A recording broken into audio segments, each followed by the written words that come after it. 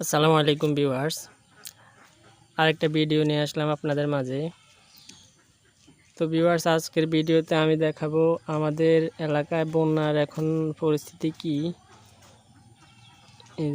সে অবস্থা দেখানোর জন্যই এই যে আসছি।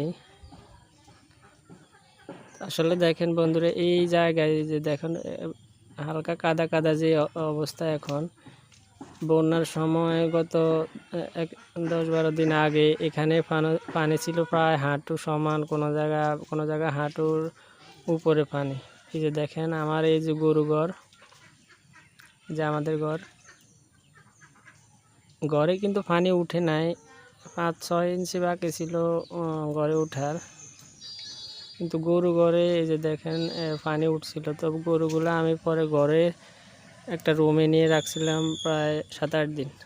এখন আলহামদুলিল্লাহ এই যে দেখেন পানি কমার কারণে গরুগুলো আবার নিয়ে আসছি গরু শেডে। এই যে দেখেন বন্ধুরা, আমার হচ্ছে 2টা গরু আর কি, বাছুর গরু কিনছিলাম আমি গত বছর। তো এই 2টা গরু এখনও হিটে আসে নাই। এই যে লাল যেটা, এটার বয়স আনুমানিক 18 থেকে 19 মাস হবে। আর লালটার সাদাটার বয়স হচ্ছে এই যে 16-17 মাস, মানে 2-1 মাস কম হবে আর কি। তো আসলে লাল গরুটা খুবই ভদ্র, কিন্তু সাদা গরুটা একটু বেশি লাফালাফি করে, এটাকে ধরা যায় না, স্পর্শ করলে দেখা গেছে এই যে গুতা মারে বা পা দিয়ে লাথি মারে। তো বন্ধুরা এই যে দেখেন, আশা করি এগুলা আরও 2-3 মাসের ভিতরে হিটে আসার সম্ভাবনা আছে। এই যে দেখেন আমার এই শেডের মধ্যে 3টা গরু রাখার আর কি জায়গা, 3টা চারি দেওয়া।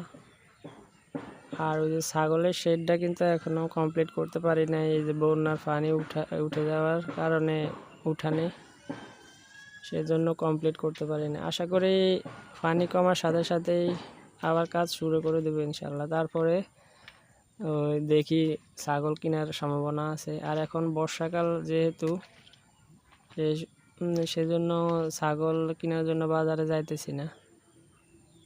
আর ভিউয়ার্স এই যে দেখেন আমাদের এই যে পুকুর, যেটা এই পুকুরটা এবার বন্যার পানিতে এই যে সব মাছ কিন্তু চলে যায়।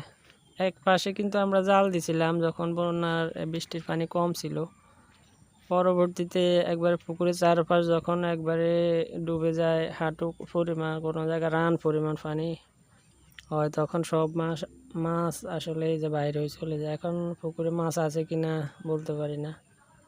এই যে দেখেন বাগানের অবস্থা, বাগানে এই যে একবারে কাদায় ভরা। এই বাগানে কিন্তু অনেক পানি ছিল, হাঁটু পরিমাণ, কোনো জায়গায় কোমর পরিমাণ, বিভিন্ন জায়গায় যে বিভিন্ন রকম।